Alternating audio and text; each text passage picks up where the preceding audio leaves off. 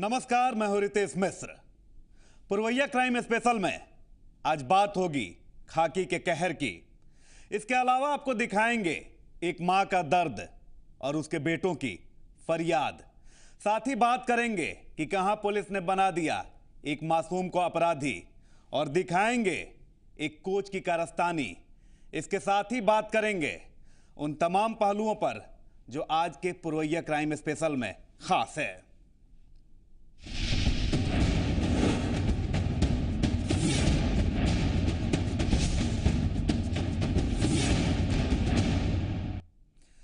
क्या 7 साल का एक बच्चा पुलिस के लिए खौफ की वजह बन सकता है? क्या 7 साल का एक बच्चा इस कदर शातिर हो सकता है कि वो पड़ोसी के लिए कानूनी तौर पर मुश्किलों का सबब साबित हो जाए? इस पर विश्वास किसी को नहीं हो सकता। लेकिन पूर्णिया पुलिस ने कुछ ऐसा किया है जिससे स्कूल जाने की उम्र वाला एक बच्चा थाने के चक्कर लगा रहा है। क्या है ये हकीकत? इस रिपोर्ट में आप खुद देखिए। पूर्णिया पुलिस का कारनामा। 7 साल के बच्चे से डरती है पुलिस। बच्चे के खिलाफ धारा 107 के तहत दर्ज की एफआईआर। आपकी नजर में 7 साल का यह बच्चा मासूम है, लेकिन पूर्णिया पुलिस को इस बच्चे से डर लगता है। जी हां, तभी तो पुलिस ने इस मासूम के खिलाफ धारा 107 के तहत एफआईआर दर्ज करवाई है, जबकि इस बच्चे को एफआईआर का ठीक ठीक मतलब भी ना पता हो। कौन?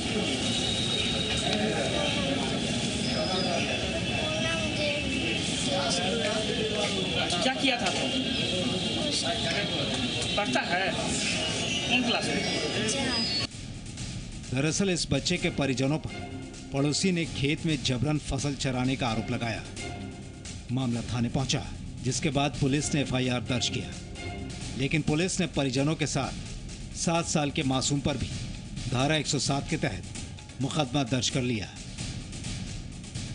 बेगुनाह बेअपराध किए बच्चे के ऊपर अत्याचार कर दिया है। 107 आरोप लगाया है वही कि अब वही न जाने क्या लगाया है, इसको इनके ऊपर अत्याचार किया है। और लोगों पर भी हुआ है? जी हाँ। तो किसके किसके ऊपर? सुनीता देवी, अजय राम का माँ जो है, सुनीता देवी, समतोलिया देवी, अमित राम की लड़की कन्या है। वह भैंसिए के विषय में हुआ कि गाछ को तोड़ देता है, भैंस को थोड़ा हटा लो, यही बात है। बहरहाल पुलिस के इस कारनामे की सजा 7 साल का ये मासूम भुगत रहा है, जो स्कूल ड्रेस में स्कूल जाने के बजाय थानों और पुलिस अधिकारियों के चक्कर काट रहा है, खुद की बेगुनाही का सबूत दे रहा है। फिलहाल पूरे मामले में एसपी ने इस मासूम को इंसाफ का भरोसा दिया है। जानकारी में जो बात आती है उसके अनुसार हम उसको जांच करेंगे। एसपी भले ही इस मासूम को इंसाफ दिलाने का आश्वासन दे रहे हों, लेकिन पुलिस के इस कारनामे के कारण इस मासूम पर जो बीत रहा है, इसके लिए जिम्मेदार पुलिस वालों पर कार्रवाई होगी। क्योंकि जुवेनाइल एक्ट के जानकार भी मानते हैं कि बच्चों के लिए अलग कानून है, और उस कानून का मकसद बच्चों को सुधारना है, न कि सजा देना। इस मासूम के खिलाफ मामला दर्ज करना पुलिस की ज्यादती है। कानून है जिसको जुवेनाइल जस्टिस एक्ट कहा गया है, और उसके लिए एक अलग बोर्ड भी बना हुआ है जो सिर्फ बच्चों के लिए ही वो बोर्ड बना है, और उसके लिए अलग मजिस्ट्रेट डिप्यूटेड हैं।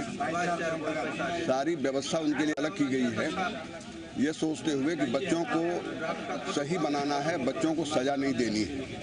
और एक 7 साल के बच्चे पर जो ये 107 किया गया है, ये बिल्कुल नाजायज़ हुआ है, और एसडीओ साहब को ये चाहिए कि उसी वक्त उसको ड्रॉप करें और उसको केस से अलग कर दें। उन पर सारी प्रोसीडिंग को ड्रॉप हो जाना चाहिए।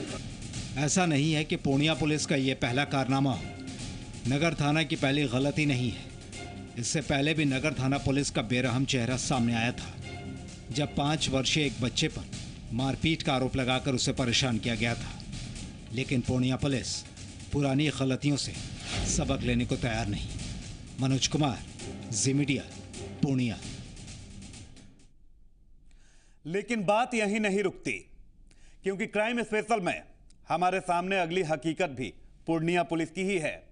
पुलिस पर एक ऐसा आरोप लगा है जिसे जानकर आपके रोंगटे खड़े हो जाएंगे। आरोपों की तफ्तीश हो रही है, लेकिन खाकी को साबित करना ही होगा कि उस पर यकीन आखिर क्यों किया जाए। हाथ में लगा बैंडेज, आंखों में डर, पुलिस कप्तान के दर पर लगा रही है न्याय की फरियाद। खाकी से कर रही है खाकी से सुरक्षा दिलाने की मांग। मकई का खेत में वहाँ पर जो है मकई लाद रहे थे, वहाँ 9 बजे 9:30 बजे रात में अवधेश मुखिया और टीएन सिंह दरोगा जाके हमको हाथ पकड़ के मचोड़ दिया। बैग झोंक पर हम भागे, उधर बेहोश हो गए, हम कुछ नहीं जानते हैं। मेरा पति जाके हमको उठा के लाया है। ऐसा उसका बेटी भाग गया था तो अवधेश पासवान बोल रहा है कि यही भगाया है।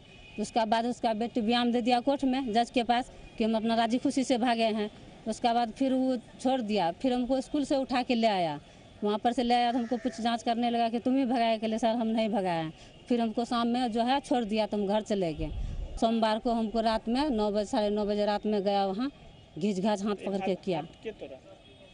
अवधेश पासवान और दरोगा। वो दारोगा है, दबंग है। पूर्णिया के मरंगा थाने में उसकी तैनाती भी है। वो खाकी पहनता है और खादी के साथ मिलकर महिला पर अत्याचार करने का काम करता है। इतना ही नहीं, दौड़ा दौड़ा कर सरेरा उसकी पिटाई भी करता है। दरअसल ये आरोप है इस महिला का। मीना की माने तो पूर्व मुखिया अवधेश पासवान की बेटी 2 महीना पहले घर से भाग गई थी और उसकी बेटी ने कोर्ट में स्वेच्छा से भागने की बात भी स्वीकार की थी। लेकिन इन सब के बावजूद पूर्व मुखिया को अभी भी शक है कि मीना ने ही उसकी बेटी को भगाने का काम किया था। टूट गया, उस पर भी दरोगा मकई का खेत लगा हुआ तो उसमें घुस करके इसको रगेद रहा था। वर्दी में था, लेडीज पुलिस नहीं है, दरोगा खाली 2-3 पुलिस लेके रगेद रहा है। खाकी पर गंभीर आरोप लगे हैं, वो भी खादी के साथ मिलकर एक महिला को मारने और पीटने की। तो जांच होगी, महिला को न्याय मिलेगा। लेकिन ये हम नहीं कह रहे हैं, ये कह रहे हैं पूर्णिया के एसपी साहब। पूरी तरह से विधि सम्मत कार्रवाई की जाएगी और एक दोषी पाए जाते हैं पूरी तरह से तो कानूनी कार्रवाई की जाएगी। लेकिन सभी पक्षों से पुलिस सजगता के साथ सभी बिंदुओं पर जांच करेगी। अधिकारी को एसएचओ और एसडीपीओ को गहराई से जांच करने का आदेश दिया गया। अब एसपी साहब ने महिला को जांच का भरोसा दे दिया है। लेकिन अब सवाल ये है कि क्या खाकी पर लगे दाग को खाकी की जांच से न्याय मिल सकेगा? मनोज कुमार, जी मीडिया, पूर्णिया। वो बेहद प्रतिभाशाली है, खेल में अपना करियर बनाना चाहती है।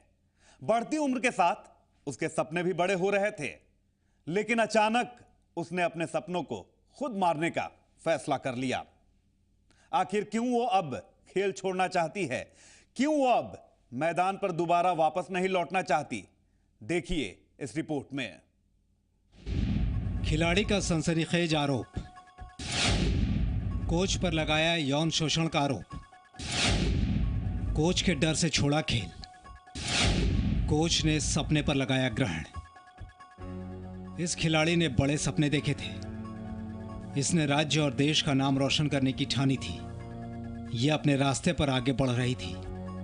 कई कॉम्पिटिशन्स में इसने अपनी प्रतिभा का लोहा भी मनवाया था, लेकिन अचानक इसने खेल छोड़ने का फैसला कर लिया। खेल से तौबा कर लिया। अब ये दोबारा मैदान में नहीं लौटना चाहती। इसके फैसले के पीछे की वजह जब आप जानेंगे तो हैरान रह जाएंगे। अगर आप किसी बेटी के पिता हैं तो परेशान हो जाएंगे, क्योंकि इस खिलाड़ी ने अपने कोच पर लगाए हैं सनसनीखेज आरोप। यकीन नहीं होता तो आरोपों को इस खिलाड़ी की जुबानी ही सुन लीजिए।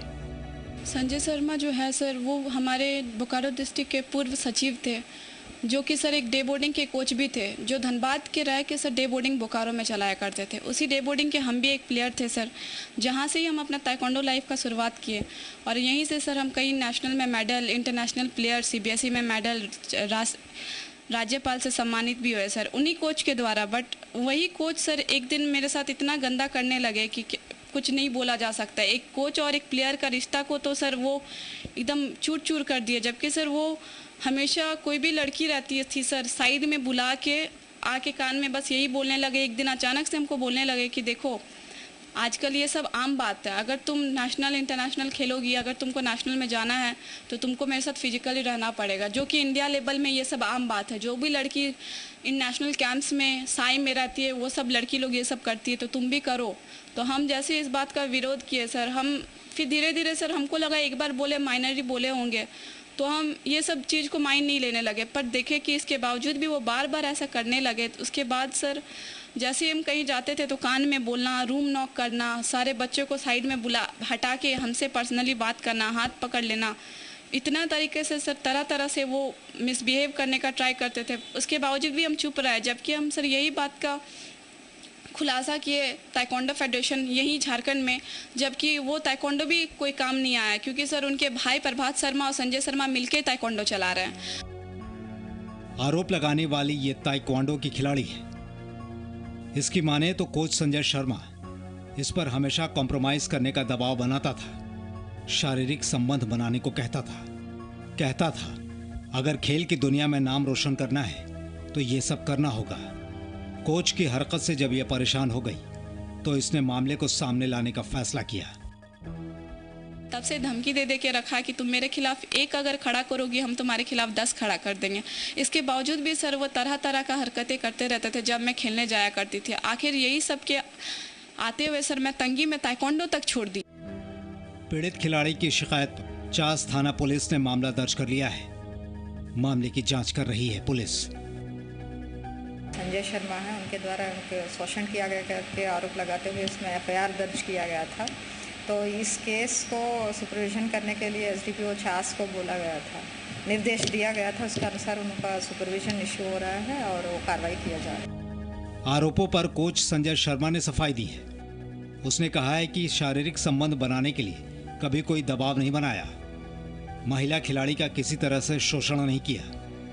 राजनीतिक साजिश के तहत उस पर इस तरह के आरोप लगाए जा रहे हैं। आरोपी कोच ने इस पूरे मामले के पीछे झारखंड के खेल मंत्री अमर बाउरी को जिम्मेवार ठहराया है। हम ये नहीं कहेंगे, हम ये कहेंगे कि हम निर्दोष हैं और मुझको फंसाने की साजिश की जा रही है और इसमें स्थानीय मंत्री महोदय शामिल हैं। ताइक्वांडो खिलाड़ी के आरोपों ने एक बार फिर खेल संघों की भूमिका पर सवाल खड़े कर दिए हैं। अब देखना है इस मामले की जांच कब पूरी होती है और कब दोषी सलाखों के पीछे होता है। मृत्युंजय मिश्र, जी मीडिया, बोकारो। परवरिश की लड़ाई, लेकिन क्या है ये परवरिश की लड़ाई, दिखाएंगे ये भी, लेकिन एक छोटे से ब्रेक के बाद।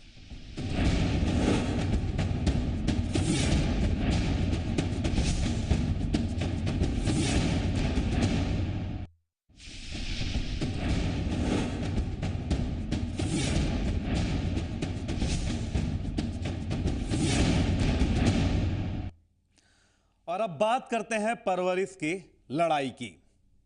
तो वो बेहद मासूम है, लेकिन उसकी जिंदगी अब बेहद ही कठिन होती जा रही है। माँ उसके सामने है, उसे गोद में लेना चाहती है, लेकिन माँ की वो वजह जिसने उस मासूम को ममता की छांव से दूर कर दिया है, ये एक ऐसी खबर है जिसमें गुनहगार किसे साबित किया जाए पुलिस भी तय नहीं कर पा रही।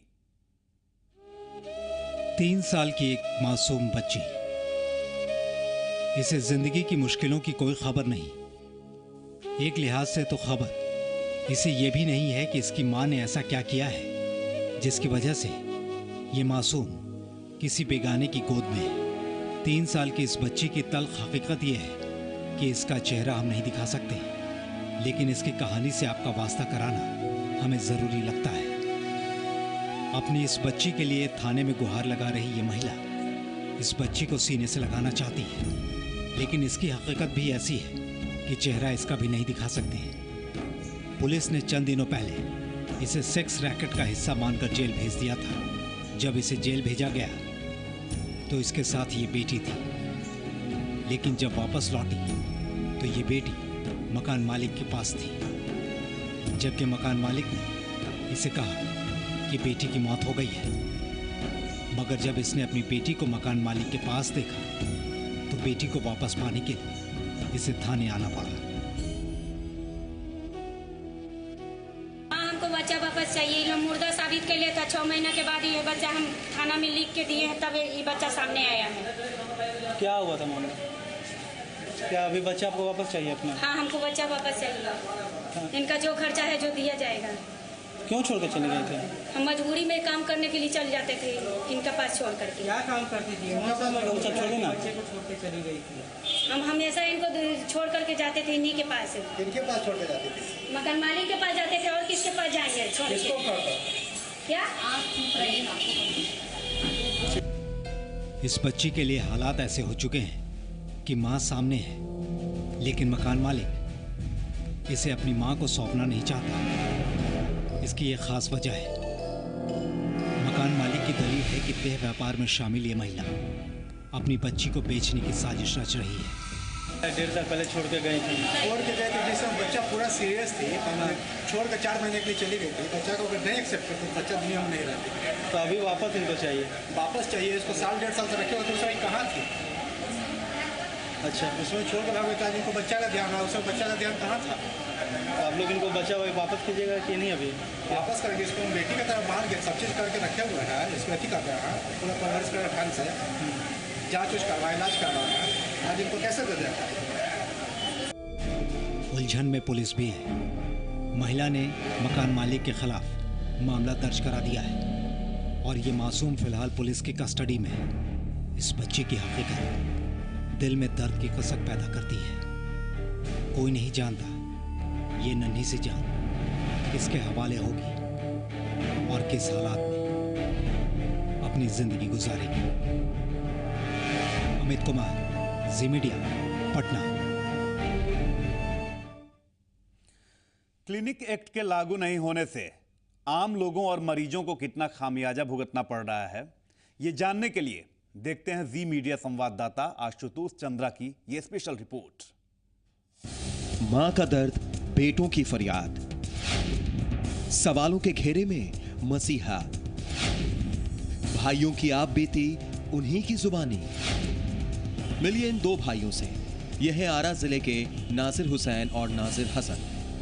दोनों भाई अपनी 55 साल की मां का इलाज करवाने बीते दिनों पटना पहुंचे थे, लेकिन वहां जो कुछ हुआ उसे सुनकर आप ना सिर्फ चौंक जाएंगे, बल्कि मसीहा कहे जाने वाले डॉक्टर पर से भरोसा शायद एक बार फिर उठ जाए। 30 तारीख को पटना के एसके सिन्हा मेमोरियल हॉस्पिटल में इन्होंने अपनी मां के पेट का ऑपरेशन कराया। ऑपरेशन सफल भी रहा, लेकिन 2 दिनों बाद इनकी मां की तबीयत अचानक बिगड़ गई। जांच में पता चला कि जिस चीज के लिए उनका ऑपरेशन किया गया था वो जस की तस है, लिहाजा अस्पताल ने दोबारा ऑपरेशन की बात कही। लेकिन इस ऑपरेशन से ठीक पहले नासिर की मां को दिल का दौरा पड़ गया और अब वो कोमा में है। मेरी मां को बोला कि हार्ट अटैक कर गया है। हार्ट अटैक करने के बाद हमने देखा कि अभी उनकी सांसें थोड़ी थोड़ी चल रही है। ठीक है, हमने कहा सर अभी यहाँ से जो करना है वो कीजिए, अब तो जो होना है हो चुका है। फिर उसको मैंने उसी के ऊपर आईसीयू है, आईसीयू में उन्होंने शिफ्ट किया। आईसीयू में शिफ्ट करने के बाद जो है सो कि माँ मेरी अभी तो बस मैंने तरह से मान के चलिए कोमा में है, जब सिर्फ आई मूवमेंट है और कुछ है नहीं। तो जाँच उछ लेकर मतलब 1 लाख रुपये ही खर्चा करा दिए और 1.5-2 लाख रुपये आईसीयू रूम में खर्चा हो चुका है, दवा से लेकर हर चीज़। ठीक ना, हम लोग की स्थिति बहुत दयनीय हो चुकी है। हम लोग घर से मतलब कि गहना वहना बेच उच कर किसी तरह पैसा को ही कर रहे हैं, लेकिन इसमें थोड़ा सा भी डॉक्टर इसमें रिस्पांस नहीं ले रहे हैं कि हमसे केस ख़राब हुआ है, और कोई मतलब अच्छे डॉक्टर को भी नहीं बुला रहे हैं। मेरी माँ की स्थिति दिन प्रतिदिन दयनीय होती जा रही है। छोटा सा ऑपरेशन कराने आया परिवार अब अपने परिजन को खोने की कगार पर है। ये कहानी केवल इन नाजिर बंधुओं की नहीं है, बल्कि पटना और सूबे में हर रोज ऐसे दर्जनों नाजिर हुसैन हैं जो प्राइवेट क्लिनिकों की मनमानी का शिकार होते हैं। दरअसल निजी क्लिनिकों की मनमानी के पीछे कोई सख्त कानून का ना होना है। राज्य सरकार ने इसी मनमानी को रोकने के लिए साल 2011 में क्लिनिक एस्टेब्लिशमेंट एक्ट बनाया था। किसी क्लिनिक को खोलने के लिए 28 एनओसी अनिवार्य कर दिए गए। क्लिनिक को इमरजेंसी मरीजों को हर हाल में देखने की अनिवार्यता रखी गई। किसी भी मरीज को एडमिट करने के बाद डॉक्टर बिना इलाज किए उसे डिस्चार्ज नहीं कर सकता। नियम का उल्लंघन करने पर 10,000 से लेकर 5 लाख तक का जुर्माना निर्धारित किया गया। लेकिन 4 साल बीतने के बाद भी ये एक्ट जमीन पर नहीं उतर सका, जबकि एक्ट की नियमावली 2013 में ही बन चुकी थी।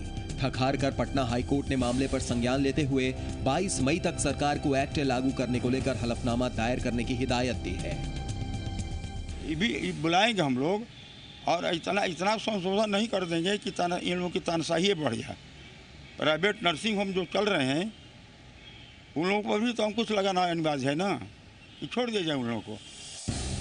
मंत्री जी का तेवर बताने के लिए काफी है कि हाईकोर्ट की फटकार से महकमा कितनी बुरी तरह हिला हुआ है, लेकिन स्वास्थ्य मंत्री की मुश्किलें इतनी आसानी से हल होती नहीं दिख रही। सूबे के डॉक्टरों के संगठन भासा ने एक्ट के वर्तमान स्वरूप का विरोध करने का फैसला लिया है। नहीं, देखिए, डॉक्टरों के अंदर ये जो व्यवहारिक परेशानी है, क्लिनिकल एक्ट को हम लोग नहीं मानेंगे ऐसी बात नहीं है। सारे चिकित्सक इसको मानने के लिए तैयार हैं, परंतु इसमें कुछ संशोधन होना चाहिए। कारण कि जैसे है, मान लीजिए कि कोई एक्सीडेंटल केस है, उसका इस एक्ट में है कि उसका इलाज करना है। मान लीजिए हेड इंजरी का केस है या बहुत सा इस तरह का चीज़ है और कोई फैसिलिटी है नहीं, उनका इलाज निःशुल्क करना है, तो सरकार को ऐसा भी प्रावधान करना चाहिए कि उतना साधन वहाँ हो या उसके लिए अलग से कोई फंडिंग करनी चाहिए। दूसरी बात है, छोटे छोटे क्लिनिक पर भी बहुत सा भार दे दिया गया है, जो कि माने प्रेजेंट व्यवस्था में हमको संभव प्रतीत नहीं होता है। अब सवाल ये उठ रहे हैं कि डॉक्टरों के दबाव में पहले से ही एक्ट को लागू करने में 4 साल पीछे चल रही सरकार क्या डॉक्टरों के विरोध के बावजूद कानून लागू कर पाएगी? अगर कानून लागू हो भी गया तो कानून सफल हो पाएगा? क्योंकि पटना में 3000 से ज्यादा चल रहे नर्सिंग होम्स में अब तक सिर्फ 30 नर्सिंग होम्स ने ही रजिस्ट्रेशन के लिए आवेदन दिया है। आशुतोष चंद्रा, जी मीडिया, पटना। और इसी के साथ पुरोहिया क्राइम स्पेशल में आज बस इतना ही, लेकिन आप रहिए सावधान, क्योंकि जुर्म कहीं भी हो सकता है और कभी भी हो सकता है। कल फिर होगी मुलाकात, तब तक के लिए नमस्कार।